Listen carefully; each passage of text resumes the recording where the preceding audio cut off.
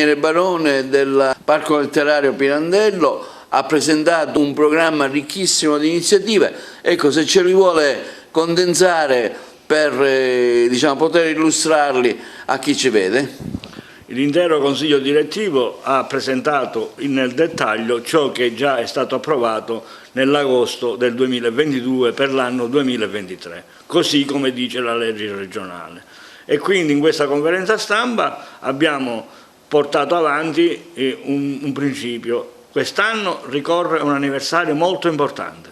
il 100° anniversario della messa in scena con successo, perché purtroppo prima aveva avuto degli insuccessi a Roma e invece a Parigi ha avuto il grande successo nel 1923, quindi 100 anni fa, la messa in scena di 6 personaggi in cerca d'autore, che è il manifesto del teatro nel teatro, è il manifesto della grande genialità di Luigi Pirandello assieme a tante altre opere e tutte le opere che lo hanno accompagnato, visto che lui è stato l'autore e che ci ha lasciato a noi eredi universali della nostra società per manifestare la grande crisi dell'uomo del Novecento, l'incomunicabilità e tutte le altre cose che ci stanno attorno. Allora abbiamo proclamato in questa occasione una edizione speciale della Biennale d'Arte Luigi Pirandello, Città Teatro, e all'interno di questa Biennale abbiamo tantissimi programmi, dai viaggi sentimentali agli incontri con le scuole, all'accoglienza, al teatro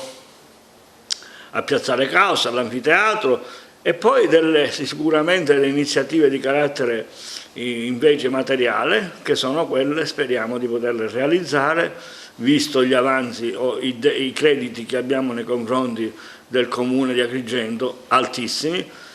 quindi il ripristino della sala teatro di Piazzale Caos, i caffè letterari nelle varie località della città di Agrigento, quello a Villa Bonviglio, quello qua sulla terrazza multipiano, quello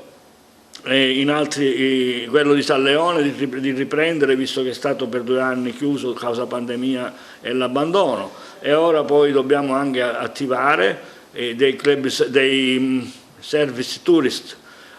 lì alla Valle dei Templi, uno in particolare